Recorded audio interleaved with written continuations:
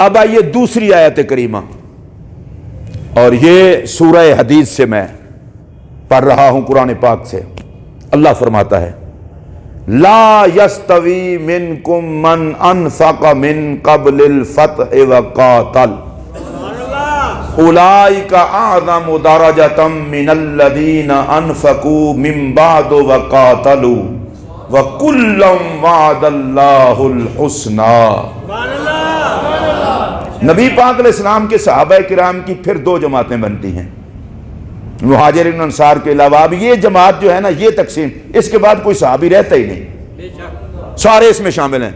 کچھ صحابہ وہ ہیں جو فتح مکہ سے پہلے سرکار پر ایمان لائے، مال خرچ کیا، جہاد کیا، اور کچھ وہ ہیں جو فتح مکہ کے بعد ایمان لائے۔ اللہ فرماتا ہے ہیں تو سارے میرے نبی کے ساتھی، پر ایک بات یاد رکھنا، فتح مکہ سے پہلے والوں کا مقابلہ بعد والے نہیں کر سکتے، اس لیے کہ مشکل کے وقت کے دوستوں کا مقابلہ آسانی والے دوست نہیں کر سکتے۔ مخلص بے شک سارے ہیں، فتح مکہ سے پہلے تو مشکلات تھیں۔ اللہ فرماتا ہے نبی پر ایمان لائے، مال خرچ کیا، قربانیاں دی، اور تم فتح مکہ کے بعد آئے ہو، اب تو حالات ہی چینج ہیں، بے شک تم بھی مخلص ہو، ایمان تمہارا قبول کیا، خرچ کرنا قبول کیا، جہاد قبول کیا۔ اچھا یا اللہ فرمایا جو فتح مکہ سے پہلے والے نا، ان کا درجہ اونچا ہے فتح مکہ سے بعد والوں کے لیے۔ صحابہ ساری ہیں تو یا اللہ چلو درجہ تو اونچا ہے، اب ان دونوں جماعتوں کے بارے میں تیرا اعلان کیا ہے؟ اللہ فرماتا ہے جو فتح مکہ سے پہلے ایمان لائے، جہاد کیا، خرچ کیا، ان سے افضل ہیں جو فتح مکہ کے بعد ایمان لائے، جہاد کیا، مال خرچ کیا۔ لیکن اللہ فرماتا ہے سب کے بارے میں مجھ رب کا اعلان سن لو، کُلًّا وَعَدَ اللَّهُ الْحُسْنَى، ان سب سے اللہ نے جنت کا وعدہ کر لیا ہے۔ فتح مکہ سے پہلے والے ان کا درجہ بلند ہے، فتح مکہ سے بعد والوں کے لیے۔ لیکن اے امت مسلمہ تم یہ بات یاد رکھو، صحابہ آپس میں ایک دوسرے سے ان کے درجات بلند ہیں، اس میں کوئی شک نہیں، لیکن تم نے نظریہ یہ رکھنا ہے کُلًّا وَعَدَ اللَّهُ الْحُسْنَى، نبی کے سارے صحابہ سے اللہ نے جنت کا وعدہ کر لیا ہے۔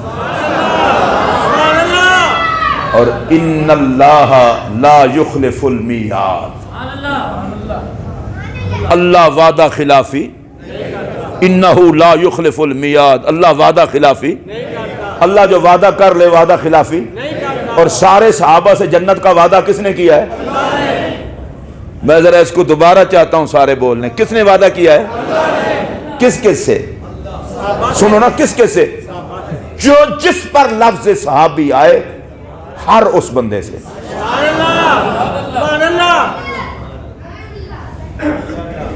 اب چونکہ حالات ایسے ہیں جب تک وہ بات نہ کی جائے تو لوگوں کو سمجھ نہیں آتی۔ میں ممبر پر بیٹھ کر سیدنا صدیق اکبر پاک رضی اللہ تعالیٰ عنہ کی ذات گرامی سے لے کر نبی پاک کے آخری صحابی تک، اور جن کے بارے میں زیادہ لوگوں کو تکلیف ہوتی ہے میں ان کا نام لینے لگا ہوں، حضرت امیر معاویہ رضی اللہ تعالیٰ عنہ تک،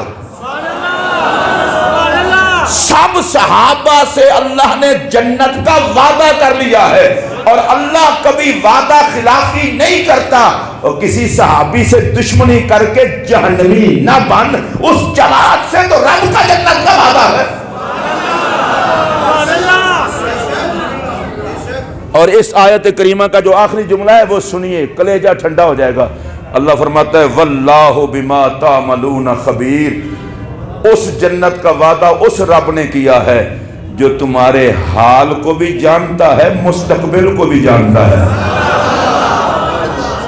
خبیر کا معنی خبر رکھنے والا عالم، تعملون یہ مضارع کا صیغہ ہے جس میں حال بھی ہے استقبال بھی ہے۔ اللہ کہتا ہے میں رب ہوں، اب بھی جانتا ہوں، تمہاری وفات تک کے سارے معاملات کو جانتا ہوں، سب کچھ جانتے ہوئے میں نے جنت کا وعدہ کیا ہے۔ میں نے بہت کچھ بیان کر دیا، لیکن اگر بندے میں کوئی صلاحیت ہو تو خود سوچے۔ اللہ کہتا ہے میں نے سارے صحابہ کے اعمال کو خبر رکھتے ہوئے وعدہ کیا ہے۔ میں کسی صحابی کے عمل سے بے خبر تھوڑا ہی ہوں، میں تو سب کے اعمال کی خبر رکھتا ہوں۔ ارے نبی کے سارے صحابہ کے تمام اعمال کو جاننے والے رب نے جنت کا وعدہ کر لیا ہے، تو جب رب ان سے جنت کا وعدہ کر رہا ہے تو تو خواہ جہنم میں چھلانگے نہ لگا۔ اس ساری جماعت کو احترام کا سلام کر کے خدا کو بھی خوش کر، مصطفیٰ کو بھی خوش کر۔ آئیے میں قرآن مجید کی تیسری آیت کریمہ پڑھنے لگا ہوں۔ میں صرف آج اتنا بات کر رہا ہوں جتنا قرآن سے، کوئی میں نے حدیث اب تک نہیں پڑھی۔ اس کی وجہ کہ یار چلو حدیث پر تو لوگ بحث کریں، قرآن کا ہی حیا کر لو۔ جی فلاں بندے نے یہ کہا ہے، فلاں بندے نے، میں نے کہا بندے کو رکھ ایک سائیڈ پہ، پہلے یہ دیکھ اس جماعت کے لیے خدا نے کیا کہا ہے۔ اور میں بڑا حیران ہوتا ہوں، صحابہ کرام کی اتنی عظمت ہے، قرآن بیان کر رہے، رب کو پتا تھا نا کچھ پلید پیدا ہوں گے جو نبی کے صحابہ کے بارے میں بکواسیں کریں گے، فرمایا عقل کے اندھو لٹ گئے محمد پر صحابہ، تمہیں حیا نہ آئی۔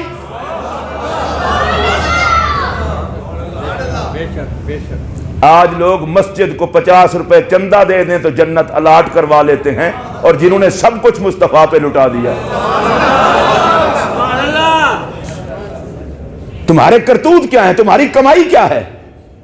صحابہ کرام سے اعتماد اٹھ جائے تو میں پوچھنا چاہتا ہوں یہ قرآن کے 30 پارے تم تک کیسے پہنچے؟ میں پوچھنا چاہتا ہوں یہ نبی کے فرامین اور احادیث تم تک کیسے پہنچی؟ میں پوچھنا چاہتا ہوں محمد عربی کی سیرت کا خوبصورت عنوان تم تک کیسے پہنچا؟ میں پوچھنا چاہتا ہوں حسن محمد کی باتیں تمہیں کس نے بتائیں؟ میں پوچھنا چاہتا ہوں اہل بیت رسول کی عزت کی روایتیں تم تک کس نے پہنچائیں؟ نمک حرامو سب کچھ صحابہ پہنچائیں، پھر بھی تمہیں صحابہ کا حیا نہ آئے۔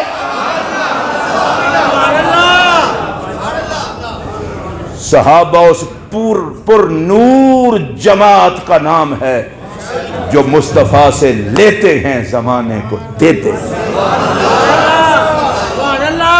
اگر سمجھ آئی ہو تو اونچی آواز سے کہنا چاہیے۔ اس لیے قرآن مجید نے بار بار ان کی عزت کا اعلان کیا، اور صحابہ پہ بک بک یہ کوئی آج کل کی بات نہیں ہے۔ رسول اللہ علیہ السلام کے ظاہری زمانہ حیات میں 2 قسم کے لوگ تھے، ایک تو صحابہ تھے نا، ایک منافق تھے۔ منافق وہ تھے جو اوپر سے کلمہ پڑھتے تھے اندر سے بے ایمان تھے، اور وہ صحابہ کرام پر بکواس کرتے تھے۔ کیوں؟ رسول اللہ علیہ السلام کے صحابہ، میں ممبر پر بیٹھ کر کہہ رہا ہوں لا الہ الا اللہ محمد الرسول اللہ، صحابہ کے حضور کے ساتھ ادب کو دیکھا جائے تو اللہ کی قسم اٹھا کے میں کہہ رہا ہوں صحابہ کی سیرت یہ بتاتی ہے مصطفیٰ کے عزت و عظمت کا مسئلہ ہو تو امامت عقل کے سپرد نہیں ہوتی، عشق کے سپرد ہوتی ہے۔ میں آپ سے پوچھتا ہوں ذرا میری طرف دیکھ کر کے سنیے، اور میں ممبر پر بیٹھ کر کہہ رہا ہوں مجھے اللہ کی عزت کی قسم خدا کی مخلوق میں کسی نے کسی کی اتنا عزت نہیں کی جتنا نبی کے صحابہ نے نبی کی عزت کی، تانے برداشت کیے۔ اب سنیے کیسے آج کل بھی بعض وہ لوگ جو عقل کے پجاری ہیں ان کا دماغ چکرا جاتا ہے، سرکار نے پیشاب مبارک فرمایا صحابہ نے پی لیا، یہ کیسے ہو گیا؟ میں نے کہا تیرے جیسے نہیں تھے نا، آقا کا خون مبارک آقا پچنے لگوائیں اور صحابی پی لے، حضور کا پسینہ نیچے نہ گرنے دے، رسول اللہ علیہ السلام کے وضو مبارک کا پانی مبارک زمین پہ نہ گرنے دے، اور صحابہ ہاتھ آگے کر لیں، اور حدیث کے لفظ ہیں قادو یقتتلون علیہ، یوں محسوس ہوتا تھا صحابہ لڑ پڑیں گے تبرک کے حصول میں۔ اگر کسی صحابی کو حضور علیہ السلام کے وضو کا پانی مبارک نہ ملتا وہ دوسرے کو کہتا تیرے ہاتھ پہ پانی لگا ہے، اپنے ہاتھ کی تری مجھے لگانے دے تاکہ لنگر محمد مجھے بھی نصیب ہو جائے۔ جو رسول اللہ کے پاک بال حجامت کے وقت زمین پر نہ گرنے دیں، جو آقا کے ناخن مبارک سنبھال کے رکھیں۔ اگلی بات بتاؤں، حضرت اماں عائشہ پاک رضی اللہ تعالیٰ عنہ کہتی ہیں مجھے تجسس تھا آقا قضائے حاجت فرماتے ہیں دیکھوں تو صحیح کہ نبی کے جسم سے نکلتا کیا ہے۔ کہتی ہیں میں نے جا کے دیکھا خوشبو ہی خوشبو تھی. حضور نے فرمایا عائشہ کیا تکتی ہو؟ عرض کی آقا میں نے کہا آپ کے جسم سے نکلتا کیا ہے؟ فرمایا جو کچھ میرے جسم سے نکلتا ہے زمین لے لیتی ہے. آقا میں نے تو وہاں خوشبو ہی دیکھی ہے. اب یہ تیری کھوپڑی میں آئے گی یہ باتیں؟ صحابہ میں تو تجسس رہتا تھا، آئے تو صورت بشر میں ہیں اور چیزیں ساری جدا ہیں.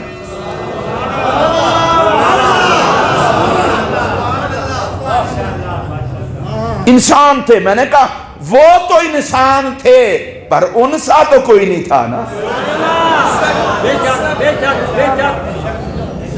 جب سے سنا ہے یار لباس بشر میں ہے، اب آدمی کچھ اور ہماری نظر میں ہے. انسان نہیں انسان، وہ انسان ہے. یہ مصطفیٰ جیسا تو خدا تھے تو مخلوق، پر ساری مخلوق میں محمد ایک ہی ہے. عبد ہو کر عبدیت میں بے مثال ہیں، مخلوق ہو کر خلق میں بے مثال ہیں، انسان ہو کر انسانیت میں بے مثال ہیں. مجھے یہ جملہ کہنے دیجئے، مخلوق سے جدا ہیں پھر بھی خدا نہیں، محمد مصطفیٰ ہے. عاشقوں نے بتایا سب سے اولا ہو اعلیٰ ہمارا.